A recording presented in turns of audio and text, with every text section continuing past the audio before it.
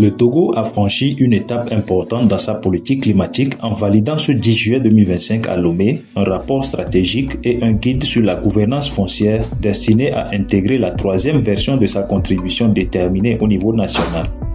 Cette initiative portée par la Coalition foncière nationale du Togo en partenariat avec le ministère de l'Environnement vise à faire de la gouvernance foncière un pilier central des engagements climatiques du pays.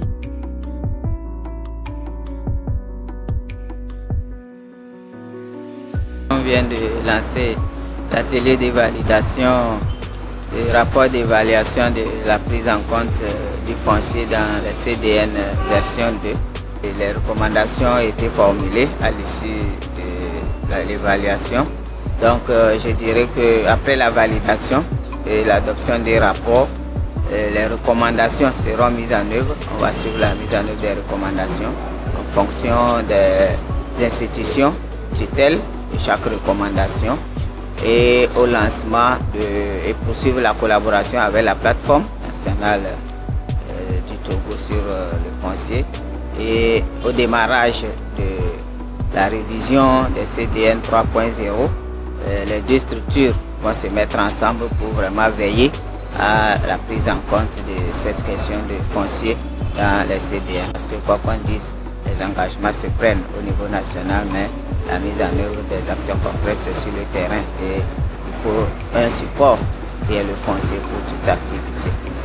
Cet atelier de validation a réuni dans la salle entente de la CASEF une diversité d'acteurs tels que les représentants de ministères, les autorités traditionnelles, les élus locaux, les représentants d'organisations paysannes, des chercheurs, des partenaires techniques et financiers, les médias et la société civile. Tous ont salué cette reconnaissance du foncier comme levier stratégique dans la lutte contre le changement climatique. Je pense que nous venons de valider deux documents très importants pour nous au niveau de la CFN Togo. Il s'agit du rapport relatif à la prise en compte du foncier dans le CDN 2.0 Togo et également la note méthodologique des éléments à intégrer dans le CDN 3.0 futur. Effectivement, nous savons qu'en 2021, le Togo a émis le CDN 2.0 et les secteurs AFAT, agriculture, foresterie et autres affectations des terres, ont été identifiés comme les secteurs phares sur lesquels il faut miser pour pouvoir contribuer à la réduction des émissions de gaz à effet de serre au Togo. Mais nous ne sommes pas sans savoir que quand on parle de l'agriculture, quand on parle de la foresterie, on fait un clin d'œil directement à la terre. Là, il s'agit de voir si les terres sur lesquelles ces forêts sont créées, sur lesquelles ces agricultures sont réalisées, sont sécurisées. Le rapport, fruit d'un travail collaboratif, a proposé des recommandations techniques et politiques dont la sécurisation des droits fonciers, la participation communautaire active, les mécanismes de redevabilité alignés avec les politiques environnementales et les synergies intersectorielles entre agriculture, urbanisme, environnement et développement local. On remercie Dieu, les deux documents viennent d'être validés. Il y a plein d'actions qui ont été identifiées.